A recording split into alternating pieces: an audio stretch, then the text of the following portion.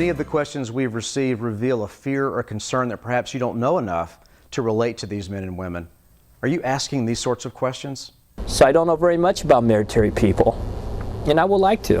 And I would like to help if I can. What would make me question whether I could do a ministry like this would be fear and ignorance. Fear that I might say something wrong or do something wrong and we'd cause more harm than good, and then just not knowing what to do and wanting to help, feeling powerless. I guess I just don't actually know what their needs are.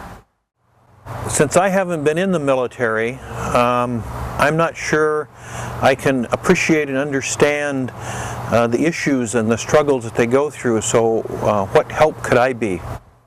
I know some of what they have gone through as a couple, as a family, and I feel very ill-equipped to come alongside. I think that's what keeps me from stepping out. And also the fact that I am a different race, and if that's going to trigger some unpleasant memories for them. Why does there appear to be so many more soldiers coming back from this war with PTSD? How can I keep from offending somebody by saying the wrong thing? Why is it that when some vets hear like fireworks and sirens, they get upset and sometimes even angry? It's hard for me to imagine the things that they have to deal with or the problems that they might have. I would like to help them if I know what their needs were, and I don't. Fear of the unknown will stop most of us from taking a step forward. Let's see what our group of military experts has to say.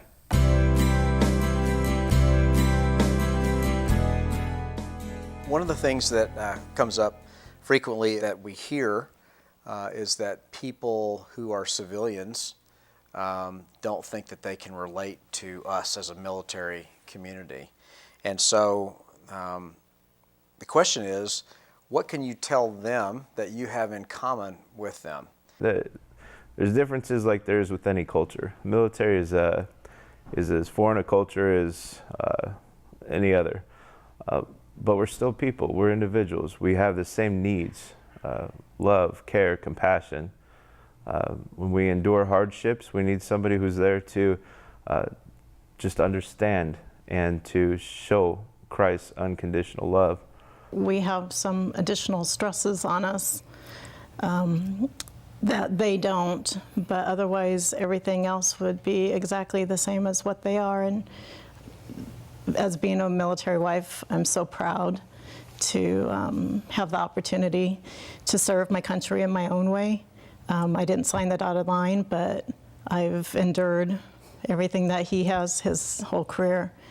And it's just, you know, the pride keeps you going. One thing that Scott's always said is, I'm fighting for you. I'm fighting for our neighbors. I'm fighting for all the people in our country. And I think it's important for everybody to know that our military is not there just to get a college scholarship or just a regular paycheck, that they're there fighting for us and for our freedoms. And it makes me very proud that I could stand by him and take care of everything at home so he can go do what he needs to do. Sometimes as military people, we want to try to stay connected with civilians because that's what we were before, it's what we're going to be after. And so we want that connection. Don't fear something that just because you don't understand it. The military culture is different. We speak our own language at times. We have our own cultural rites of passage. We have our own everything languages and ways of living life, and even the bases can sometimes feel like a foreign city. But don't be afraid of that. Don't be intimidated by the fact that you don't necessarily understand it. Just recognize that there are some things that you may not understand, but be willing to learn. What were the 2 or 3 toughest things that you dealt with? Upon his redeployment, I think it took a little while, but we started realizing that he wasn't adjusting well. And so that adjustment, we had to adjust along with him with little quirks like he had to have the doors closed in the house, all doors, bathroom doors, closet doors, everything had to be closed. So adjusting in that way to what he needed to feel comfortable. Then we had to adjust with realizing he had PTSD and TBI and getting the medical attention he needed. It took a long time for me to realize that I wasn't in combat. It took my sense of security was very important. The trust issue, who I could trust. So having trust again was very, very important. Larry and Mary, I'd like to start with you all. You are the parents of a triple amputee son, and I'd like to just ask you, what are some of the challenges that you face being the parents of a wounded warrior? How was he going to be able to cope with the injuries that he have, knowing that this has happened, that he's not able to do things like, he was able to do in the past. We know that Marines are very proud, and right now he's in the hospital still, but when he gets out of that setting, I think there'll be more challenges for him adjusting because he won't have all that immediate support. Approaching him from the aspect that he could still live his life the way he did pretty much in the past, but with some modifications. That was the biggest struggle for me. And then the second thing was just making sure that, reassuring him that he have a positive attitude toward life in general, that he could still live life and do a lot of different things, and that he was there for a purpose. He still had a purpose, God had a purpose for him, and that he was going to serve that purpose. I'm really inspired when I hear the stories of young people just like your son who are bouncing back. Their resiliency is astounding. I know for us in particular too, and we can probably relate with the three of you because we're on this end of a deployment, and you learn day to day or sometimes hour by hour dependence on God's provision because you don't know what's happened to Hernando on any given day or your son on any given day. And there's day after day after day you dread a phone call or a car pulling up front, and you learn to be joyful that the worst is going to come if the car pulls up front, and it hasn't today. And or so the doorbell rings. Yeah, and so that walk of faith, that dependence, day by day for God's provision, and to trust that He's sovereign and come to grips with that was an amazing journey for us as well. So.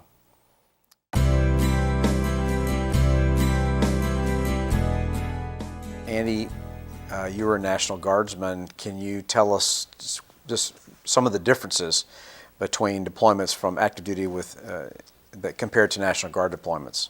Our deployments tend to be twice as long, just because we have to be certified by the active Army that we're up to snuff on our jobs and what we're going to be doing.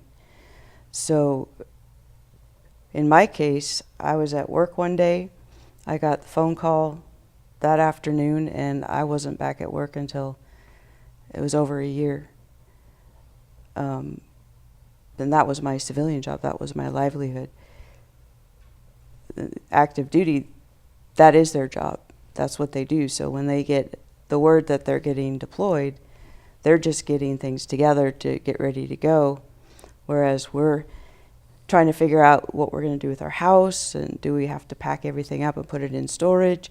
And oftentimes we have 2 weeks or less to do all of this stuff. Make sure you have someone that you trust to run your finances while you're gone, watch your kids or your dog, so there's a lot more of your life that gets put on hold or gets complicated very quickly. After deployment, we're basically, our unit is together, and we go and we do our job, we come back, and then we're dropped back in our hometown. My unit was an hour north of where I lived, and there was no one else in my unit that lived in my town. So there was no support. There was nobody that I could go to and say, man, this really sucks. I can't sleep, I can't eat, I'm arguing with everybody.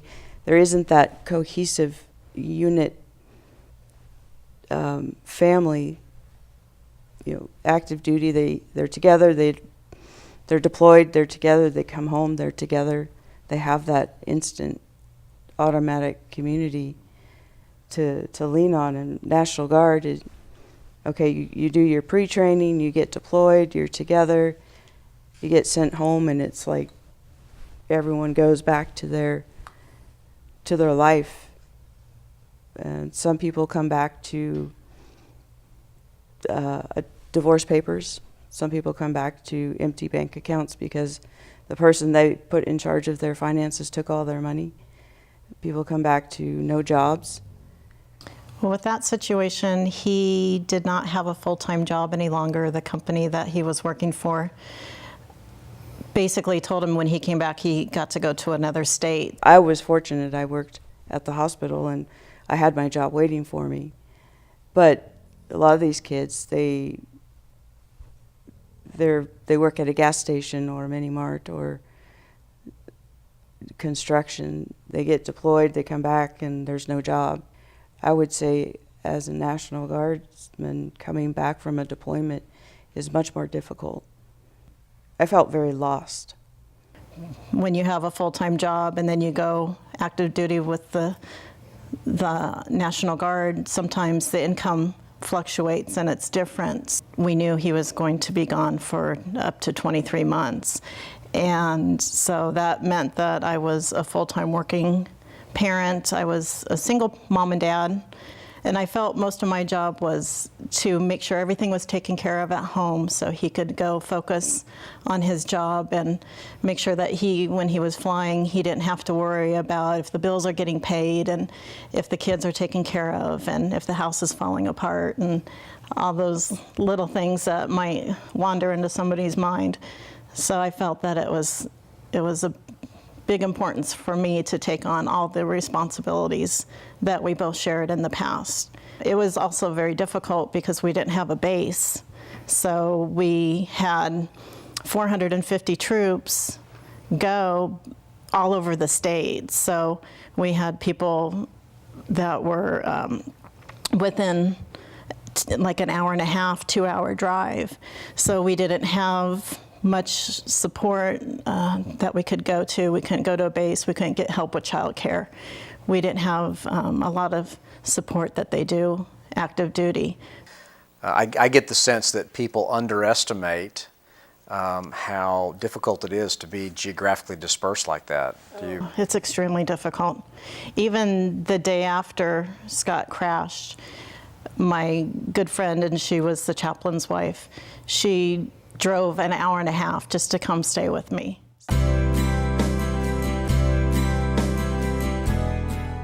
It definitely brought me to a different relationship where I had to depend on Christ to bring me through day by day, sometimes hour by hour, to be able to keep our family together.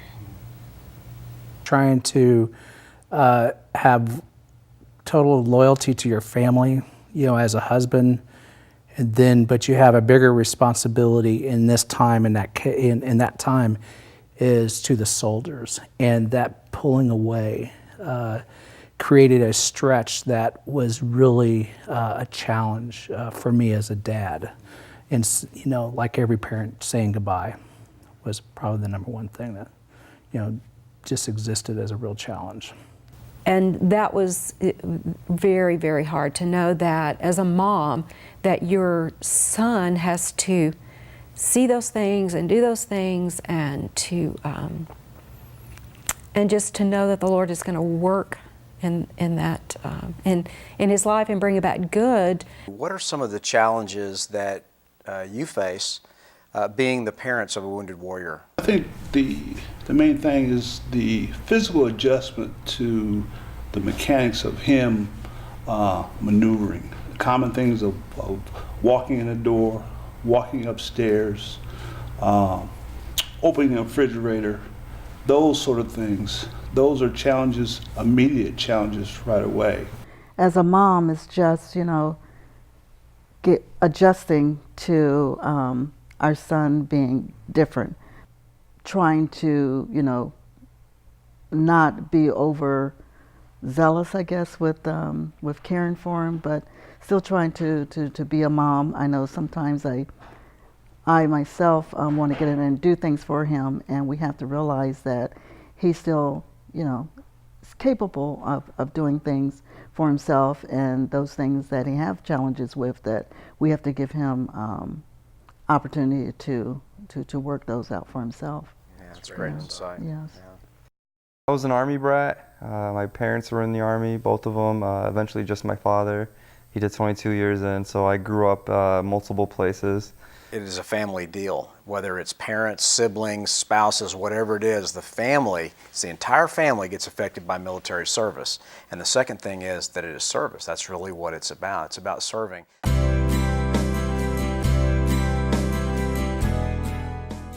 It doesn't matter if you're a cook, a supply clerk, if you're Army, Navy, Coast Guard, Marines, Air Force.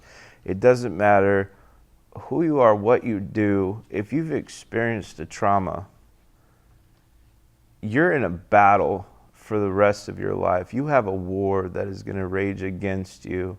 Finding the new normal, trying to take the person I was before, the person I was in combat, and then the person I am now, and meshing everything together to come up with who I am and where I could be the husband that my wife needed, the father that my kids need, and the neighbor that my friends need, the friend that my friends need. Because the experiences that I've had make it difficult for me to look at common everyday activities and have the same perspective as others do with them. A friend of mine was saying his wife came to him and said that the remodel to their kitchen was a tragedy, and that it was horrific and terrible. It was the worst thing in the world. And he's a Vietnam veteran. He's going, well, nobody died. I got a roof over the head. I'm not sleeping in a rice paddy. No, we got to put things in perspective. And that's what it comes down to is perspectives. And unfortunately, people that have gone through some of the experiences like Josh and I have, the perspective's a little bit different than people that haven't. Yeah, that's good. It was difficult with him coming back because he was a different person. He was used to combat and he was used to killing, and he wasn't the person that left.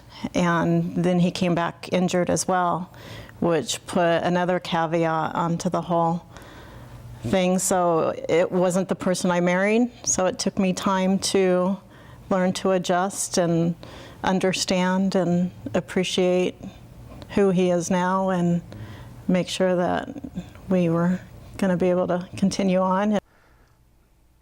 I got injured halfway through my first deployment to Iraq, and I wanted to just anything I could to go back. That was my job, and that was my family that I left over there. I lived with these guys, I trained with these guys. They became my family. And so to be separated from your family and told that you can't be with them when you know that they're in a difficult place, it's a horrible thing to have to be told. And I just wanted to fight the doctors and just anything I could to go back. And so it was very difficult for me to realize that that part of my life is over, and I'm going to have to come to terms with that. How long would you say that you wrestled with that? Every day. Still? Still. I was a believer before I went to Iraq.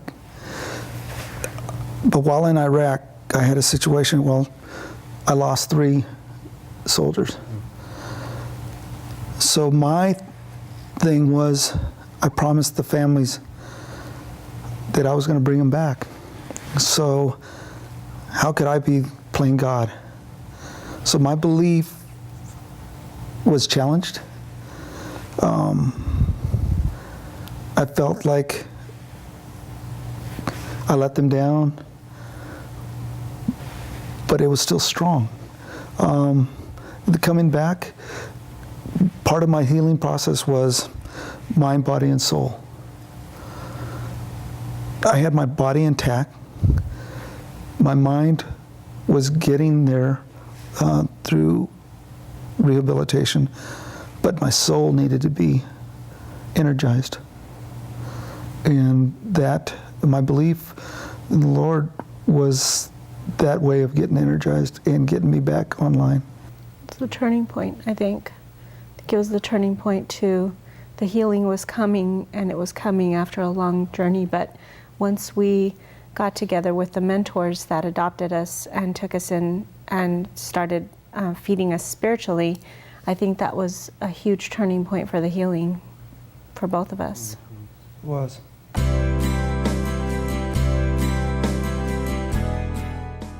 Everyone who will be watching this video is going to be watching it because they have a heart to serve the military. That's the reason they get into the video to begin with. There have been occasions when people have said something or done something trying to be helpful, but it's been maybe insensitive or offensive. Do you have any examples of something like that? Oftentimes when we try and explain to someone some challenges, difficulties that we may face on a day-to-day basis in dealing in relationship with our spouses, oftentimes we hear someone respond with, "Oh yeah, my husband does that too," or something to that effect, that they have experienced the same issues. And it takes away from the validity of the difficulty of our situation, because although that may be true that they are experiencing some of the same reactions, they're rooted in a different, they come from a different place. Their anger isn't the same as a spouse with PTSD's anger. Their forgetfulness it's not coming from the same place. Their lack of intimacy isn't coming from the same place. And the resolution to the problems can't be the same either. So it becomes a real difficult conversation with someone who says that they're dealing with the same thing or have experienced the same thing, because when you're dealing with someone with PTSD and TBI, it is not the same thing, even though it may look like it on the outside. One of the most frustrating things from the very beginning was stupid people. And I mean that, and that's how I viewed them, but it was more out of ignorance, not in a negative way, but coming home to dumb questions, offensive questions. In the community I live in, military is not highly thought of. And being in the National Guard, I'd be in uniform and I'd have people come up to me and tell me what I did over there and how bad it was and how dare I. And I just wanted to punch them, baby killer. They didn't even take the time to find out who I was and what I did over there. And to call a medic a baby killer is the most offensive thing anyone could say. And I had really no recourse. So that was really, really frustrating. Sure. Did you kill anyone? Is your mom glad you're home? From aspect of my son as a wounded warrior, he would like for them to know that he's approachable, that individuals wonder about his injury, and that if they're seriously curious, that they can ask him a question and he will explain to them his injury, how that happened, and he would be glad to explain to them how he was injured, how he was hurt serving his country.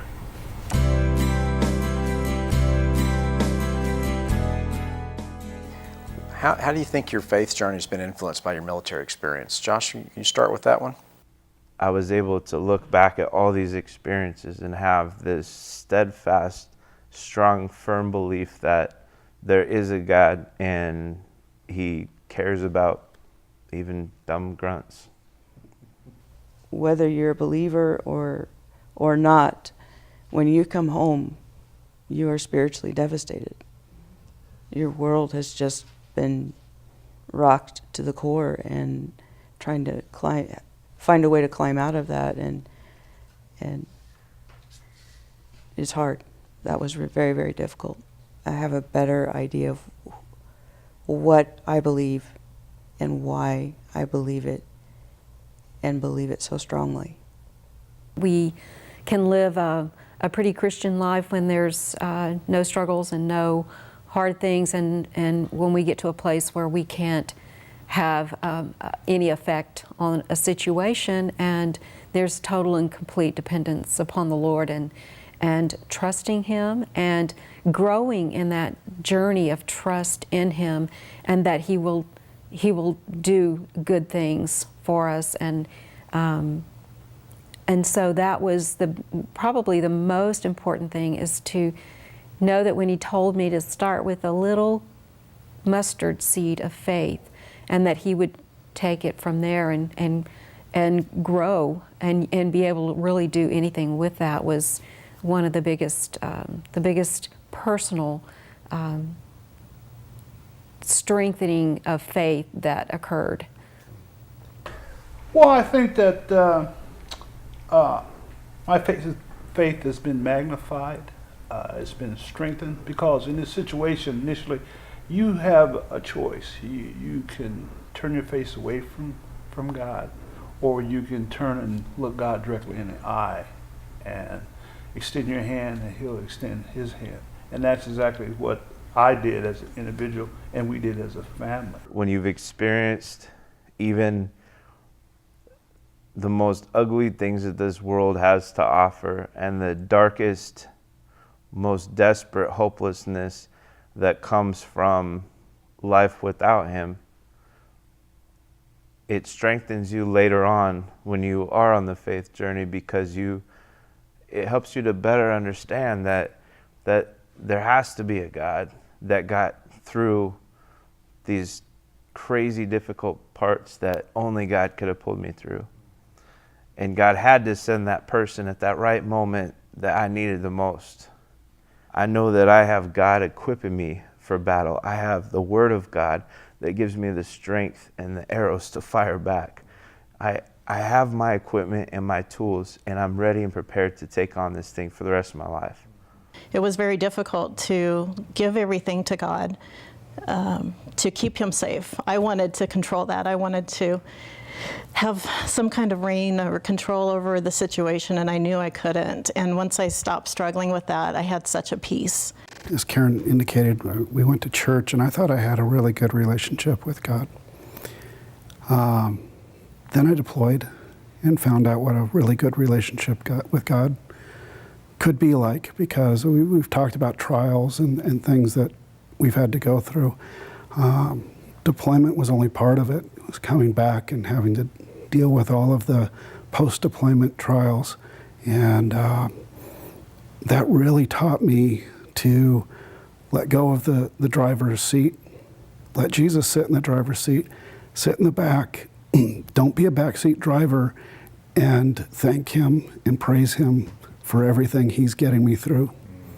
You know, God has brought me through such a multitude of issues. I mean, I've had a traumatic brain injury, I've had PTSD, survivor's guilt, I've physical chronic pain. I've endured so many hardships, and God has given me the tools that I've needed and the people that I needed to be there to support me, to pull me through. And now I have this opportunity to relate to these soldiers, no matter where they're at, meet them where they're at, and give them the words of encouragement that they need, give them the support that they need, and let them know that there's hope. I'm not a trained professional. I don't have a degree. I have just the experience of knowing that God loves me and that His people have shown me love. And it's through those acts of kindness and through that love that has shown me the light in the dark places, that gives me the hope for tomorrow. And I want to give that to other people, and it's helped other people, and it helps me too. Don't expect to start a ministry and have them come to you.